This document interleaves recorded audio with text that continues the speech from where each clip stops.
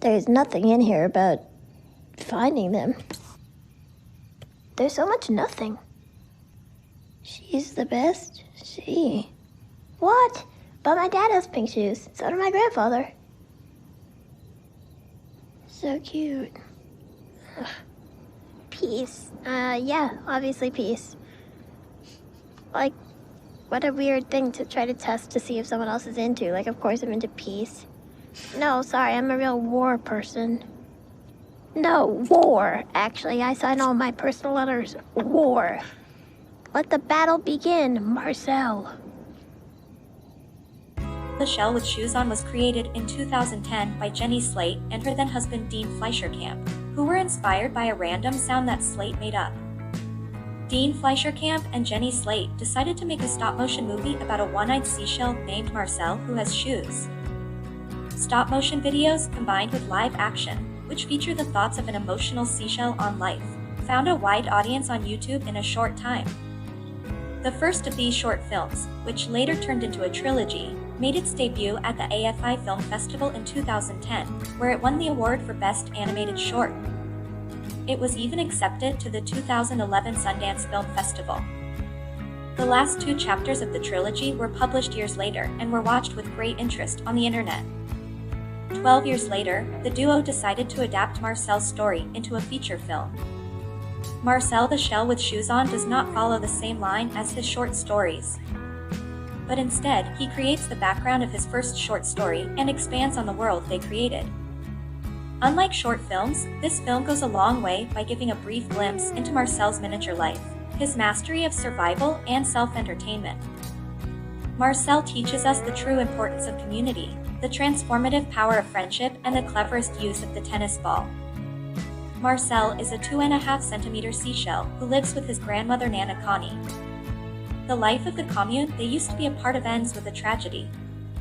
But as long as Nana is with Connie, everything is fine for Marcel. When Dean comes and meets Marcel, he likes him and his story. He tells her that he wants to make a documentary about his life.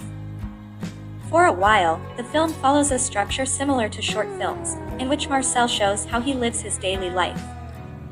Marcel shows Dean how they walk around the house, what they eat, why they don't like the washing machine.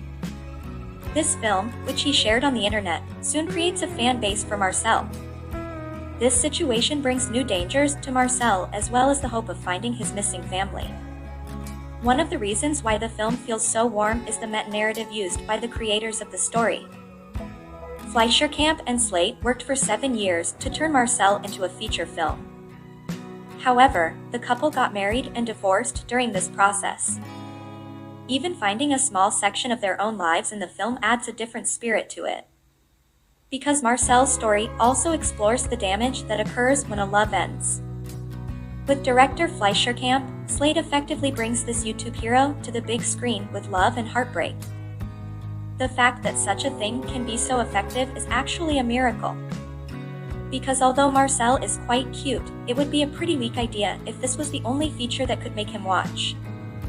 Turning these short stories into feature length could have ended unsuccessfully. However, the fact that Marcel's story is so ordinary when it moves to the big screen makes him strong. We are watching a decoy documentary about Marcel's quest to reunite with his family, his exploration of the outside world, and its painful truths.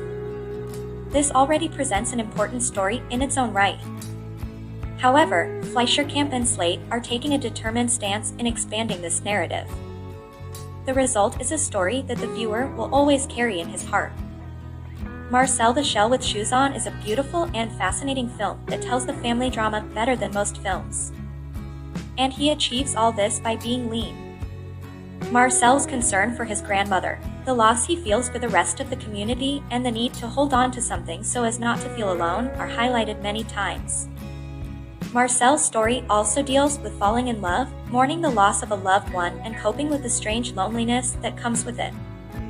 Like many of the best films and books that appeal to everyone and have a deep appeal, Marcel the Shell with Shoes On feels like a dream, both strangely and comfortingly familiar at the same time. Do you roll joints? I usually roll joints, but we don't have to do that. I mean, this is gonna make giant ribs. I like the ones that make you happy and not like super chilled out, like not sleepy. Yeah, I like to laugh. That's sativas. You had one the other week when I smoked your pot after a comedy show that made me so happy. That was my weed? Yeah, we smoked weed outside of Largo. Oh, after we okay. did our venue dropper. stand-up comedy. Can't be late for this. Yeah. Marcel the Shell.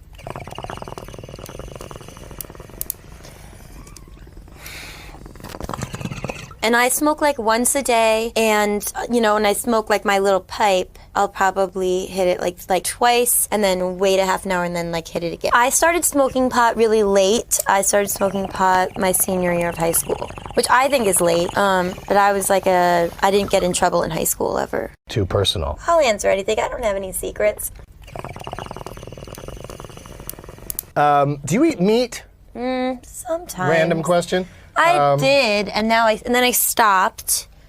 Now sometimes I'll do it, but last night I had some chicken wings and had diarrhea for straight up an hour. Breakfast meats? Do you like breakfast meats? Doug, I do, but I'm not a pusher. do you remember an episode of Punky Brewster where there were drugs around? No. They were like, we've got nose candy, and that was Coke. Yeah, nose candy. And then they had joints, and I was like, what are those?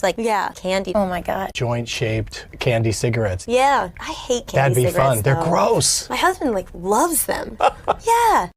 I like anything that seems like it's a button that I could eat. What about hot dogs? Do you enjoy hot dogs? Love them.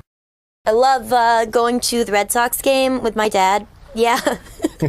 And having a cold beer and You shouldn't drag Dad hot into the dog. conversation on this show. He's the Your mom's gonna see it though. My parents don't care. I think I would just, I wouldn't want to. I've never had any conversation with my in-laws about pot.